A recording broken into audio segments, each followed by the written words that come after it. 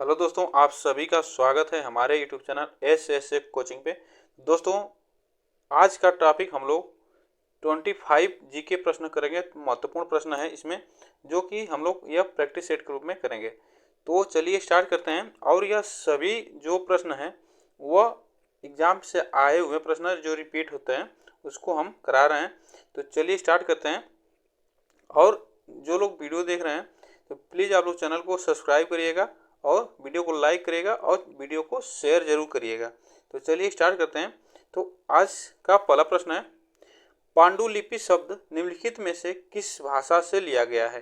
तो पांडुलिपि शब्द है किस भाषा से लिया गया है, यह आपको बताना है। तो यह आपको बताना है किस भाषा से लिया गया है। लैटिन भाषा से, प्राकृतिक भाषा से, संस्कृत भाषा से, ग्रीक भाषा से। तो इसमें से कौन सा ऑप्शन सही होगा? तो पांडुलिपि शब्द निम्नलिखित में से किस भाषा से लिया गया है, यह आपको बताना है। इसमें कौन सा ऑप्शन हमारा सही होगा? इसमें कौन सा ऑप्शन सही होगा? तो यह किससे लिया गया है? लैटिन भाषा से लिया गया है। लैटिन भाषा से लिया गया है। आगे चलते हैं। क्वेश्चन नंबर सेकेंड, वर्तमान में ग्रैंड ट्रंक रोड भारत में कहाँ से कहाँ तक जाती है? तो भारत में जो ग्रैंड ट्रंक रोड है वह कहाँ से कहाँ तक जाती है?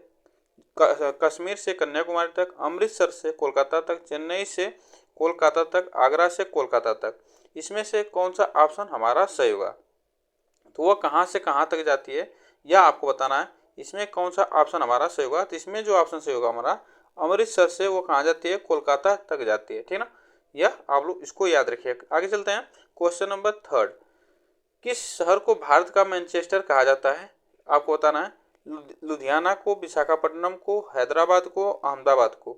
तो किस शहर को भारत का मैनचेस्टर कहा जाता है, इसमें से आपको बताना है। तो यह कौन सा ऑप्शन इसमें हमारा सही होगा? तो किससे भारत का मैनचेस्टर किस शहर को कहा जाता है, इसमें से कौन सा ऑप्शन हमारा सही होगा?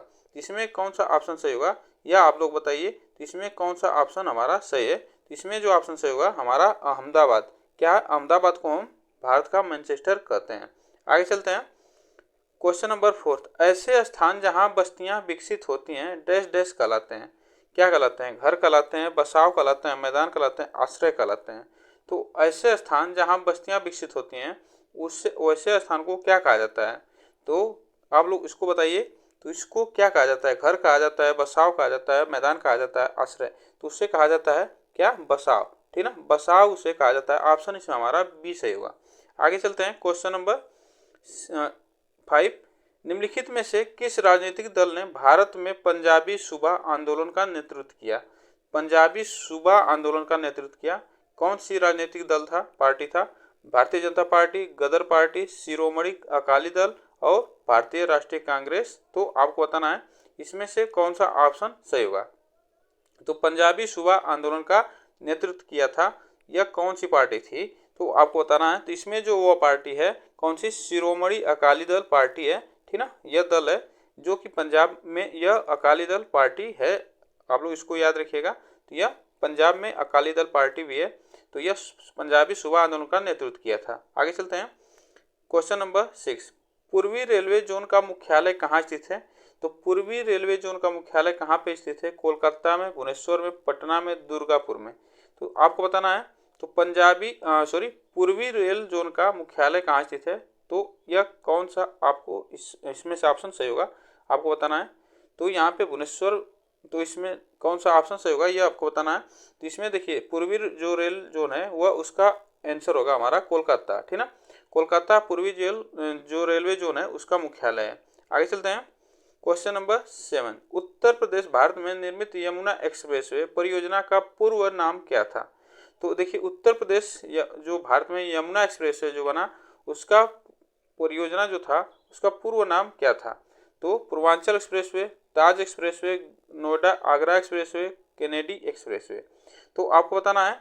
तो यमुना एक्सप्रेसवे का परियोजना का पूर्व नाम क्या था आपको बताना है। इसमें से कौन सा ऑप्शन हमारा सही होगा? तो देखिए इस समय पूर्वांचल एक्सप्रेसवे के नाम से जाना जाता है, लेकिन जब पहले यमुना एक्सप्रेसवे के परियोजना का पूर्व नाम था क्या? ताज एक्सप्रेसवे। क्या था? ताज एक्सप्रेसवे था। आप लोग इसको याद रखिएगा। आगे चलते हैं। Question number 8, lottery regulation act किस वर्ष पारित किया गया? तो लॉटरी रेगुलेशन एक्ट किस वर्ष पारित किया गया था? 1998 में, 1993 में, 1999, 1991। तो लॉटरी रेगुलेशन एक्ट किस वर्ष पारित किया गया था आपको बताना है। इसमें से कौन सा ऑप्शन हमारा सही होगा? इसमें जो ऑप्शन सही होगा हमारा यह 1998 में लॉटरी रेगुलेशन एक्ट यह पारित किया गया था। आगे चलते हैं। क्वेश्चन नंबर 9, भारत का राष्ट्रीय विरासत पशु कौन सा है? तो भारत का जो राष्ट्रीय विरासत पशु कौन सा है? सिंह है, घोड़ा है, बाघ है, हाथी है। तो इसमें से आपको बताना है तो भारत का राष्ट्रीय विरासत पशु कौन सा है? तो आपको बताना है इसमें कौन सा सही होगा। तो देखिए भारत का राष्ट्रीय जो विरासत पशु है वह क्या है? हाथी है, जो कि 2010 में इसे राष्ट्रीय विरासत पशु के रूप में स्वीकार किया गया था। ठीक ना। आगे चलते हैं। क्वेश्चन नंबर 10, निम्नलिखित में से कौन सा एक उड़नहीन पक्षी है? तो कौन सा एक उड़नहीन पक्षी है? मोर है, सारस है, मुर्गी है, कीवी है। तो उड़नहीन पक्षी है, आपको बताना है इसमें जो कौन सा पक्षी है कि उड़ नहीं सकता है, तो वह कौन सा है इसमें आपको बताना है। तो इसमें जो ऑप्शन हमारा सही होगा कीवी। कीवी जो है यह पक्षी है जो कि न्यूजीलैंड में, कहाँ पे? न्यूजीलैंड में यह पाया जाता है। तो आप इसको याद रखिए, न्यूजीलैंड में यह कीवी पक्षी पाया जाता है। आगे चलते हैं। क्वेश्चन नंबर 11, भारत की सबसे लंबी एलपीजी पाइपलाइन जामनगर से कहां तक जाती है? तो भारत की सबसे लंबी एलपीजी जो लाइन है वह जामनगर गुजरात से वह कहां तक जाती है? विजयनगर, नामरूप, हजीरा, लोनी। तो वह कहां तक जाती है यह आपको बताना है।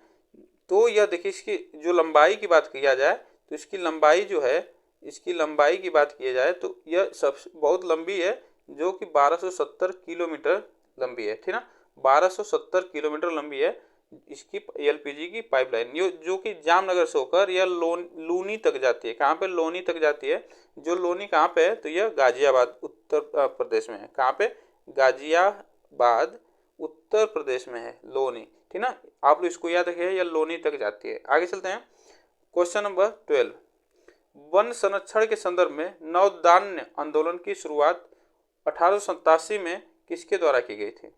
तो आपको बताना है वन संरक्षण के संदर्भ में नवोत्थान आंदोलन की शुरुआत 1887 में किसके द्वारा की गई थी? मेधा पाटकर के द्वारा, वंदना शिवा के द्वारा, बाबा आमटे के द्वारा, पांडुरंग हेगड़े के द्वारा। तो इसे आपको बताना है। तो इसकी शुरुआत वन संरक्षण के संदर्भ में किया गया था, तो यह वंदना शिवा के द्वारा किया गया था।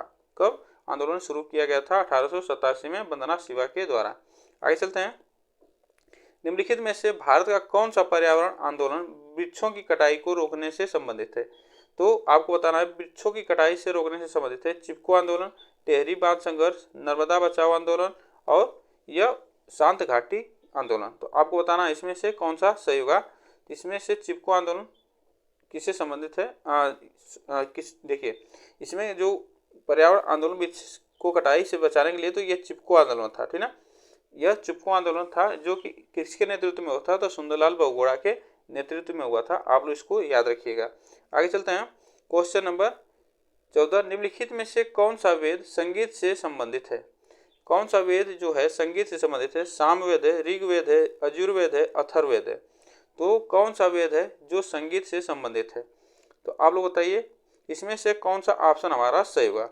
इसमें जो ऑप्शन सही होगा जो संगीत से संबंधित वेद है वह सामवेद है। कौन सा है? सामवेद है। ऑप्शन ये हमारा सही है।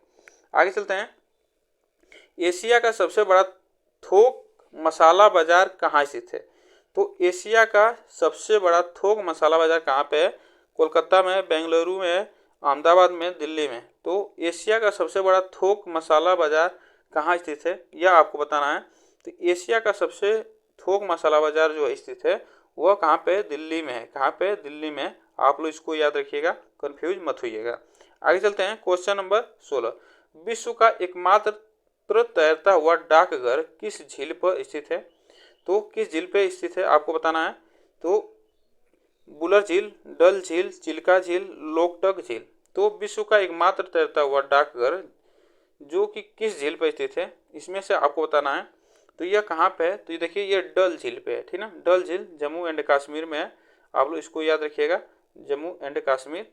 तो यह डल झील जो है यहाँ पे तैरता हुआ डाक, मतलब वहाँ पे झील में ही सब कुछ व्यवस्था रहती है, तो यह वहाँ पे है। आगे चलते हैं क्वेश्चन नंबर 17। निम्नलिखित में से किसने सर्वप्रथम पाई के मान की गणना की?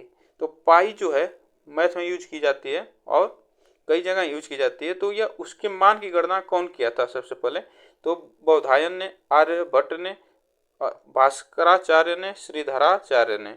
आपको बताना है तो सर्वप्रथम पाई के मान की गणना किसने की थी, यह आपको बताना है। तो इसमें से कौन सा ऑप्शन हमारा सही होगा? इसमें से जो ऑप्शन सही होगा हमारा, यह बौद्ध आयन था। बौधायन जो थे यह पाई मान की गणना किए थे, ठीक। सबसे पहले आगे चलते हैं क्वेश्चन नंबर 18। भारत के पहले मुख्य चुनाव आयुक्त कौन थे? तो भारत के पहले मुख्य चुनाव आयुक्त कौन थे? Sukumar Sen, T N. Seshan, N. Sunil Arora, M S. Gill. यहाँ पे एन. सुनील अरोड़ा होगा। तो इसमें से आपको बताना है तो भारत के पहले मुख्य चुनाव आयुक्त कौन थे? तो भारत के पहले मुख्य चुनाव आयुक्त कौन थे? तो सुकुमार सेन थे। आप लोग इनको याद रखिएगा, सुकुमार सेन थे जो कि भारत के पहले मुख्य चुनाव आयुक्त थे। आगे चलते हैं क्वेश्चन नंबर 19। भारत का पहला 3D तारामंडल कहाँ पर स्थित है? तो भारत का पहला 3D तारामंडल कहाँ पर स्थित है? बेंगलुरु में, मैंगलोर में, हैदराबाद में, कोच्चि में। तो भारत का सबसे बड़ा 3D तारामंडल कहाँ पे स्थित है, यह आपको बताना है। तो यह कहाँ पे है? तो 3D तारामंडल भारत का सबसे बड़ा जो है यह कहाँ पे है? तो यह मैंगलोर में। कहाँ पे है? मैंगलोर में। आप लोग इसको याद रखिएगा, कहाँ पे? मैंगलोर में। आगे चलते हैं। मड़ई उत्सव किस राज्य में मनाया जाता है? मड़ई उत्सव किस राज्य में मनाया जाता है? छत्तीसगढ़ में, झारखंड में, उड़ीसा में, जम्मू और कश्मीर में। तो मड़ई उत्सव किस राज्य में मनाया जाता है आपको बताना है। तो यह मड़ई उत्सव कहाँ मनाया जाता है? तो देखिए यह मड़ई उत्सव मनाया जाता है कहाँ पे? तो यह छत्तीसगढ़ में मनाया जाता है, जो कि छत्तीसगढ़ के आदिवासियों द्वारा मनाया जाता है। आदिवासी द्वारा मनाया जाता है। आप लोग इसको याद रखेगा, मड़ई उत्सव आदिवासियों द्वारा मनाया जाता है। आगे चलते हैं। कुचिपुड़ी शास्त्रीय नृत्य किस प्रकार के संगीत से संबंधित है? तो कुचिपुड़ी शास्त्रीय नृत्य किस प्रकार के संगीत से संबंधित है? कजर से, चैती से, कर्नाटक संगीत से, हिंदुस्तानी संगीत से। तो आपको बताना कुचिपुड़ी शास्त्रीय नृत्य यह कहाँ का है और यह किस संगीत से संबंधित है? तो देखिए यह संबंधित है कर्नाटक संगीत से संबंधित है और कर्नाटक का शास्त्रीय लोक नृत्य है। तो आप लोग इसको भी याद रखिएगा। आगे चलते हैं क्वेश्चन नंबर 22। वर्ष 1862 में पहली बार उच्च न्यायालय की स्थापना की गई थी। तो 1862 ईस्वी में पहली बार उच्च न्यायालय की स्थापना की गई थी। मद्रास में, दिल्ली में, ग्वालियर में, झांसी में। तो आपको बताना है तो वर्ष 1862 में पहली बार उच्च न्यायालय की स्थापना कहाँ की गई थी, यह आपको बताना। इसमें से कौन सा ऑप्शन हमारा सही हुआ? तो देखिए 1862 में पहली बार जो उच्च न्यायालय बना था तो वह कहाँ बना था? तो वह मद्रास में बना था 1862 में। आप लोग इसको भी याद रखिएगा। आपसे क्वेश्चन पूछ सकता है कि मद्रास में उच्च न्यायालय की स्थापना कब हुई थी? तो आप लोग बताइएगा 1862, ठीक ना। तो आगे चलते हैं क्वेश्चन नंबर। भारत के किस राज्य में सूर्योदय सबसे पहले दिखाई देता है? तो भारत के किस राज्य में सूर्योदय सबसे पहले दिखाई देता है? अरुणाचल प्रदेश, उड़ीसा, मेघालय, पश्चिम बंगाल। तो भारत के किस राज्य में सूर्योदय सबसे पहले दिखाई देता है? इसमें से कौन सा ऑप्शन हमारा सही होगा? तो भारत के किस राज्य में सूर्योदय सबसे पहले दिखाई देता है? तो यह दिखाई देता है कहाँ पे? अरुणाचल प्रदेश में, ठीक ना। यह अरुणाचल प्रदेश में सबसे पहले सूर्य दिखाई देता है। आगे चलते हैं क्वेश्चन नंबर 24। स्वतंत्र भारत के पहले शिक्षा मंत्री कौन थे? तो स्वतंत्र भारत के सबसे पहले शिक्षा मंत्री कौन थे? प्रणब मुखर्जी, अब्दुल कलाम आजाद, त्रिगुड़ा सेन, इंदिरा गांधी। तो स्वतंत्र भारत के पहले शिक्षा मंत्री कौन थे आपको बताना है। तो शिक्षा मंत्री पहले स्वतंत्र भारत के पहले अब्दुल कलाम आजाद थे, ठीक ना। अब्दुल कलाम आजाद थे। इनके ही जन्मदिन पर शिक्षा दिवस मनाया जाता है। आप लोग इसको याद रखिएगा। आगे चलते हैं क्वेश्चन नंबर 25। स्वतंत्रता सेनानी सुचिता कृपलानी किस राज्य की पहली महिला मुख्यमंत्री बनी? तो स्वतंत्रता सेनानी थी और सुचिता कृपलानी किस राज्य की पहली बार मुख्यमंत्री बनी थी? राजस्थान के, अरुणाचल प्रदेश के, गुजरात के, उत्तर प्रदेश के। तो यह पहली महिला मुख्यमंत्री बनी थी। आपको बताना है किसी भी राज्य का। तो इसमें से कौन सा ऑप्शन हमारा सही हुआ? किस प्रदेश की पहली महिला मुख्यमंत्री बनी थी? तो यह उत्तर प्रदेश राज्य की पहली महिला मुख्यमंत्री बनी थी। तो दोस्तों यह 25 क्वेश्चन था।